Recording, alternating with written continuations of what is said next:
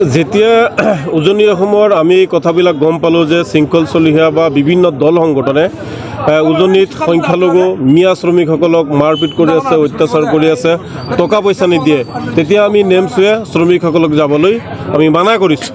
তাৰপিছত এতিয়া বিশেষ সূত্ৰে আমি গম পালোঁ যে শৃংখল চলিহাৰ নেতৃত্বত এতিয়া মিয়া শ্ৰমিক উজনিলৈ গৈ আছে। বৰ লাজৰ কথা, বৰ দুখৰ কথা যে যিজন শৃংখল চলিহাই মিয়া শ্ৰমিক যাব নালাগে, মিয়াক লৈ ৰাজনীতি আৰম্ভ কৰিছিলে, সেই শৃংখল চলিহাই এতিয়া মিয়া শ্ৰমিক নিবলৈ আৰম্ভ কৰিছে। আজি বিশেষ সূত্ৰে গম পাইছোঁ যে শৃংখল চলিহাই উজনিলৈ ইটা ভাটাসমূহলৈ, বিশেষকৈ শিৱসাগৰ ডিব্ৰুগড়ৰ যিসমূহ ইটা ভাটা আছে, সেই ইটা ভাটাসমূহত হাজাৰ হাজাৰ শ্ৰমিক লৈ গৈ আছে। আমি কিছুমান বাছ ঘূৰাই দিছিলোঁ আৰু এতিয়া আমি জানিবলৈ পাৰিছোঁ যে শৃংখল চলিহা ডাঙৰীয়াই ট্ৰেইনেৰে, ৰেলেৰে তেওঁ শ্ৰমিক লৈ গৈ আছে। তেওঁ সৰু সুৰা গাড়ী ভাড়া কৰি শ্ৰমিক লৈ গৈ আছে। তেওঁ দিনত আগতে 900 বাছত শৃংখল চলিহাই আগতে মানে 900 বাছত মিয়া শ্ৰমিক গৈছিলে, আজিকালি সৰু সুৰা গাড়ী ভাড়া কৰি, আৰু সেই গাড়ীবোৰ শৃংখল চলিহাই ভাড়া কৰি দিয়ে, যিসমূহ গাড়ীৰে বৰ্তমান উজনিলৈ মিয়া শ্ৰমিক লৈ গৈ আছে। গতিকে হয়তো আমাৰ এটা ধাৰণা হৈছে যে শৃংখল চলিহাৰ কাৰোবাৰ লগত বুজাবুজি হৈছে, আৰু বুজাবুজি হোৱাৰ পাছত এতিয়া মিয়া শ্ৰমিক মানে উজনিলৈ নিব আৰম্ভ কৰিছে।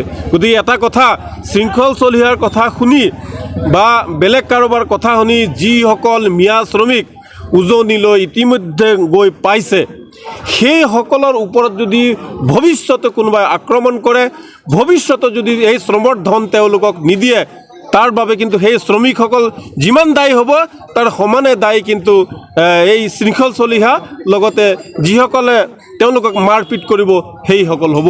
গতিকে আজিও কৈ দিছোঁ যে উজনিত মাৰ খাবলৈ মিয়া শ্ৰমিক নাযাব। নিজৰ যি ধন, প্ৰাপ্য ধন, সেই ধন হেৰাবলৈ আপোনালোকে উজনিলৈ নাযাব। আপোনালোকে প্ৰয়োজন হ'লে উজনিৰ পৰিৱৰ্তে অসমৰ বাহিৰলৈ যাওক, আপোনালোকে হায়দৰাবাদ যাওক, আপোনালোকে চেন্নাই, বেংগলোৰ, নাগালেণ্ড, বিভিন্ন ৰাজ্যত যাওক। কাৰণ নিজৰ ৰাজ্যৰ উজনিত এতিয়া মিয়াৰ নিৰাপত্তা নাই। য'ত মুখ্যমন্ত্ৰীয়ে নিৰাপত্তা দিব নোৱাৰে, য'ত DJPয়ে নিৰাপত্তা দিব নোৱাৰে, আপোনালোক মিয়া শ্ৰমিক কাৰ সাহসত সেই উজনিলৈ যাব?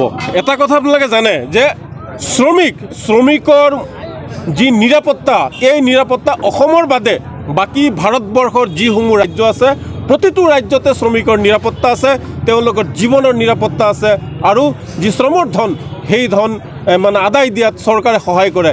কিন্তু উজনিত যিটো দেখা পোৱা গৈছে, এই ক্ষেত্ৰত আমি বুজিবলৈ পাৰিছোঁ যে অসম চৰকাৰে এইসকলক নিৰাপত্তা দিয়াত ব্যৰ্থ হৈছে। আৰু মই অসমৰ মুখ্যমন্ত্ৰী ডাঙৰীয়াক, DGP ডাঙৰীয়াক মই অনুৰোধ জনাম যে আপোনালোকে ভাৰতবৰ্ষৰ বেলেগ ৰাজ্যৰ পৰা শিক্ষা লওক যে মানুহক কেনেকৈ নিৰাপত্তা দিব লাগে, শ্ৰমিকক কেনেকৈ নিৰাপত্তা দিব লাগে। আৰু যদি শ্ৰমিকক নিৰাপত্তা দিয়া নহয়, তেতিয়াহ'লে কিন্তু বিভিন্ন উদ্যোগ বন্ধ হৈ যাব, বিভিন্ন কল কাৰখানা বন্ধ হৈ যাব, বিভিন্ন ইণ্ডাষ্ট্ৰী বন্ধ হৈ যাব, আৰু এই ইণ্ডাষ্ট্ৰীবোৰ বন্ধ হৈ গ'লে অসমৰ অৰ্থনৈতিক অৱস্থা দেউলীয়া হৈ পৰিব।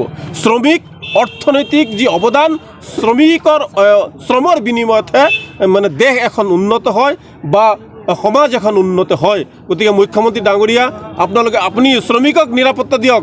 শৃংখল